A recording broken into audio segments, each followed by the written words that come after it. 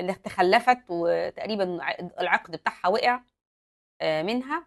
فنزلت تدور عليه وهي خفيفة قوي على الهودج ده، فالقافلة مشيت وسابتها يعني. وكان في واحد قريبها بالصدفة، ربنا يعني بعته ليها أنقذها، كانت في الصحراء مش عارفة تعمل إيه وكانت شابة صغيرة. في ناس لما رجعت قالوا إيه ده، إزاي راجعة مع راجل غريب؟ طبعا وأمهات المؤمنين ليهم قدسية، حتى لما كانوا سنهم مش كبير كانوا بيسموا امهات المؤمنين، للدلاله على انهم محرمين، على يعني مفيش زوجه ترجع تتجوز مثلا بعد الرسول عليه الصلاه والسلام. طيب ابو بكر كان ليه قريب فقير، اظن اسمه مصطح، اسمه مصطح. القريب ده خاض في هذا الحديث، رغم ان ابو بكر كان بيحسن ليه ويديله زي شهريه كده.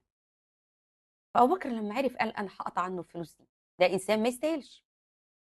فنزلت الآية في القرآن بتقول بسم الله الرحمن الرحيم: وليعفوا وليصفحوا ألا تحبون أن يغفر الله لكم. فعاد أبو بكر يصرف على الراجل ده تاني. ده مستوى من التسامي عن الغدر صعب قوي أطلبه من أي حد، لكنه موجود.